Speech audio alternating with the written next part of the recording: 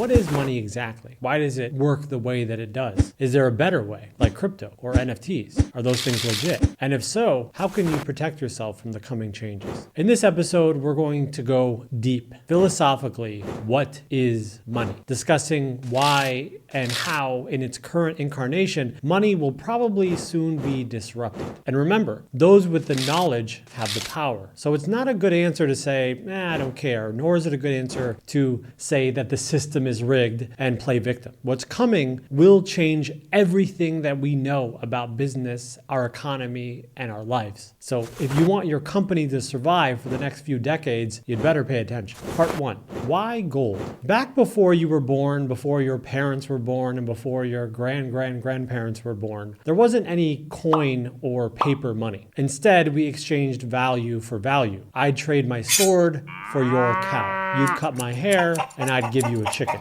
That worked fine within the small communities and villages. But as trade scaled into cities and across countries and continents, it was impossible to keep score without a means of measuring. We needed a tool to represent that exchange of value. So we created this thing called money, which serves us in 3 separate ways. 1, money stores value. Before we had money, if I cut 10 people's hair in Istanbul and then I traveled to Cairo, without exchanging something for my services in Istanbul before I left, I was screwed. I gave value, but it was lost because I didn't exchange it immediately. Money, therefore, acts as a call for the future. With money, if I cut 10 people's hair in Istanbul and they give me money, and I can use this money to get value wherever I go and whenever I want, I have a stored value. I can call that value in exchange for whatever I want in the future, and from different people and in different places. It's like collecting coins in a video game. You kill the monster and get 100 coins, but you don't have to exchange those coins right away. You save up until you have enough to upgrade your weapon or your costume or unlock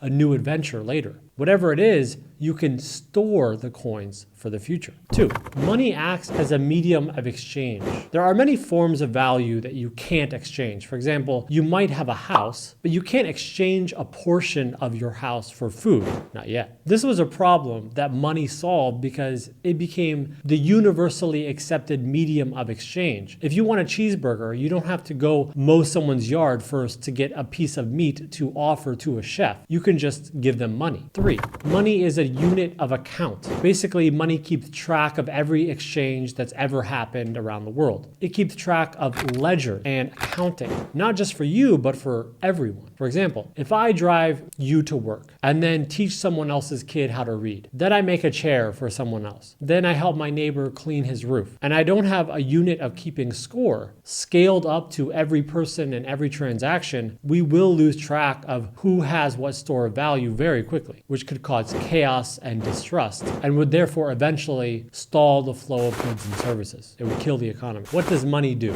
Money stores value, it tracks value, and it's also exchangeable. These are 3 problems that the invention of money solved. But that begs the question, what should we use as money? What should this token be? Should it be something portable like feathers, something obvious like bamboo shoots, something intrinsically valuable like rainwater? Should it be strong like steel or rare like diamonds? There are 6 basic characteristics that money has to have if it's going to work. 1, it has to be durable. So a feather won't work because it'll just fly away. 2, it has to be portable. You can't just don bamboo shoots on your shoulders and walk them to the market or travel across the country. So they won't work. 3, it has to be divisible. So the smallest amount won't be too small, but the largest won't be too large. Meaning we can't only have pennies, nor can we only have $100 bills. 4, it has to be predictably and chemically verifiably uniform, so everyone will know if it's valid. We have to be able to detect fakes to quell forgery. 5, it has to have a limited supply, so we can't use water, for example. Otherwise, every time it rains, all of a sudden, everyone has more money. And 6, it has to be widely accepted. Unless we all agree that it represents value, it has no value. This is the reason we still use gold and why we started. Gold checks off all 6 of those boxes. It's a durable metal that that's not too heavy, it's easily recognizable, and it's very difficult to fake. You can melt gold and divide it into various weights and sizes, and gold is also rare, so it has a limited supply. And most importantly, everyone agrees that it is valuable. Hence why for a long time, and still to this day, it's used as a form of money. The same goes for silver. Even in countries that had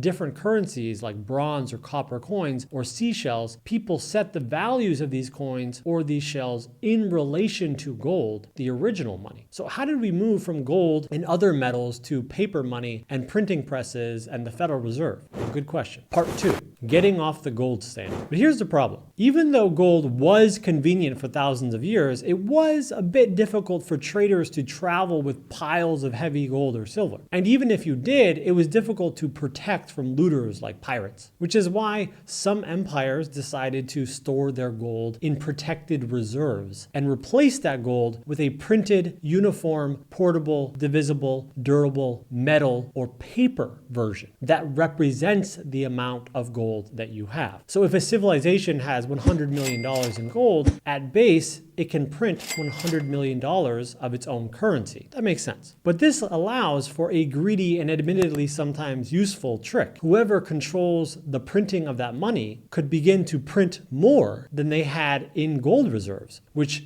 causes inflation, the devaluing of the value of each individual unit of account for the little guy, while simultaneously giving more power to monarchies and royal families and presidents that now practically own their country's GDP. The modern incarnation is how most countries currently have a Federal Reserve, a half private, half governmental institution that prints all the money for the country. Now, granted, even these Federal Reserves for a while were still held to some standard. They would say, the number of tokens in circulation must be no more than X times the amount of gold in our reserves. It didn't have to be a 1-to-1 ratio, so they could print more money, but their currency had to be at least pegged to gold, representing some fraction of the value of gold and reserves, until Ronald Reagan in the United States decided to decouple the dollar from the gold standard. As a result, there's now no limit to the amount of money that can be in circulation. So whenever there's an economic crisis or a natural catastrophe,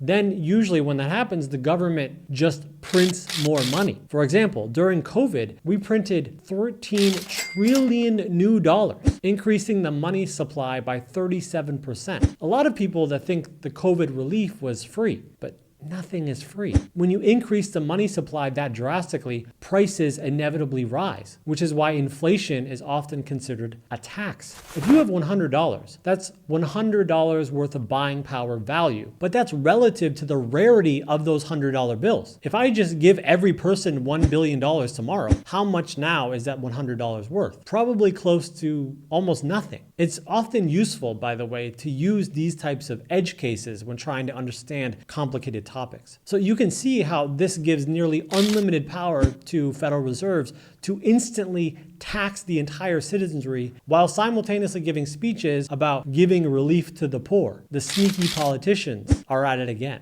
Remember, nothing is free. And of course, most people don't understand this because they're not educated enough about what money is, nor about the monetary system or about their world at large. So they gladly take their $800 government check, not realizing that it's actually a tax against their net worth. But alas, I digress. Because printing money, that's not even the biggest problem. The biggest problem is that in addition to governments printing money in a time of crisis, or whenever they want really, banks are allowed to loan money to people that they don't have. This is called fractionalized banking. For example, if I'm storing $100 in the bank, that bank is allowed to loan out $1,000 based on that 100. And if you add interest to that loan, let's say 5% interest rate, there is now, from that $100 deposit, a call to the future for $1,050. Think about that. I take the $100 that I got from a government program, which was printed out of the thin air, and I deposit it into the bank. And now that imaginary $100 is now $1,050 on the balance sheet of the bank, which is why there is just north of $40 trillion in actual currency in circulation, but the amount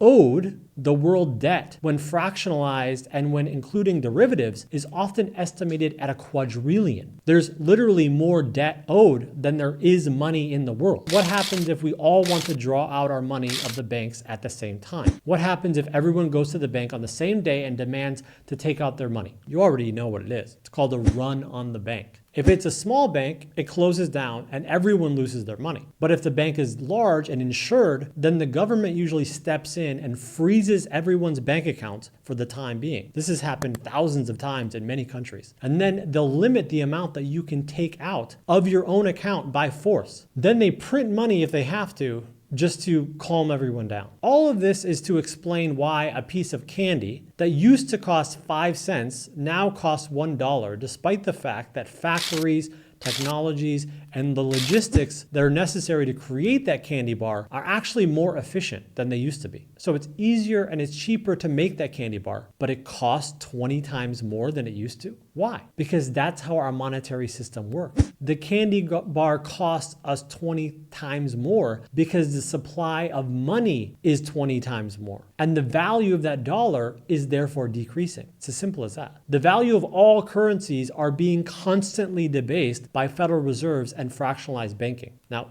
a quick caveat here. I also want to make it clear the counter argument to all of this is that the reason we have better technology and more efficient systems and factories in order to create the candy bar more easily is because of money printing and fractionalized banking. That's the argument. The extreme version of this is called modern monetary theory. The thesis is basically one, if we don't print and lend money, we slow down progress. And two, that progress shows up not in the form of money, but instead rather in more useful forms like buildings and systems and technologies and infrastructure. Basically, the theory argues if we force people into debt, it will increase the chances that they'll work hard to create value to get out of that debt, speeding up the rate of improvement overall for society. I'm not deaf to this argument, but the ratios matter. Loaning 10% or even 100% more than someone has, okay. But loaning everyone collectively 10,000 times more than we have, is that a good idea? Or would eventually the bubble burst? The answer is obvious. The dollar, therefore, like every other currency that's ever existed in the history of the world, will probably go to zero. It's the natural life cycle of every currency. You think the rulers and citizens of Egypt, ancient China, Greece, Rome, and Persia thought that their currency would now be worthless? No,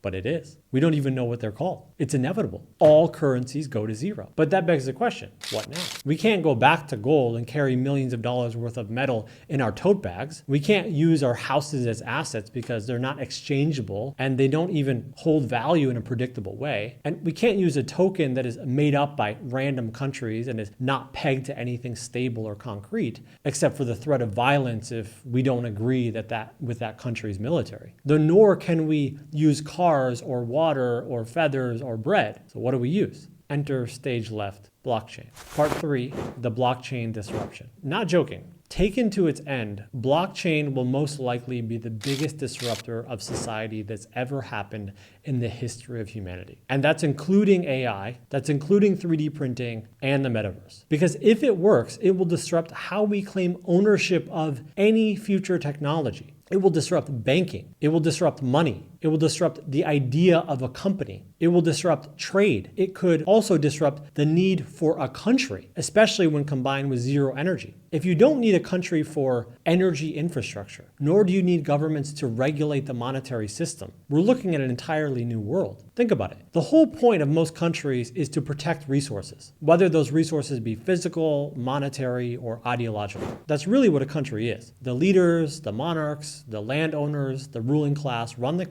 country. And in exchange, they provide safety, predictability, and infrastructure and enforce the rules of the game by enforcing laws on behalf of the citizenry. But if blockchain replaces money, we don't really need borders anymore, nor do we need enforcement, at least not in the same way that we used to. Why? Because blockchain does the calculations on our behalf. The rules of society will fundamentally change if blockchain takes hold. And that's why many of the powerful people in the world are pushing back against this idea of cryptocurrency. They don't want things to change. And if they do change, certainly they'll want a hand in regulating and controlling it or owning it. And this is why you're hearing grumblings of the digital reserve currencies on the blockchain, countries having their own cryptocurrencies. So what makes blockchain such a big threat to the elite and also a salvation to the economy of the general people? Why am I saying this? Simply, blockchain and its monetary equivalent, cryptocurrency, is an efficient alternative to modern money. Blockchain can store and track wealth and tokens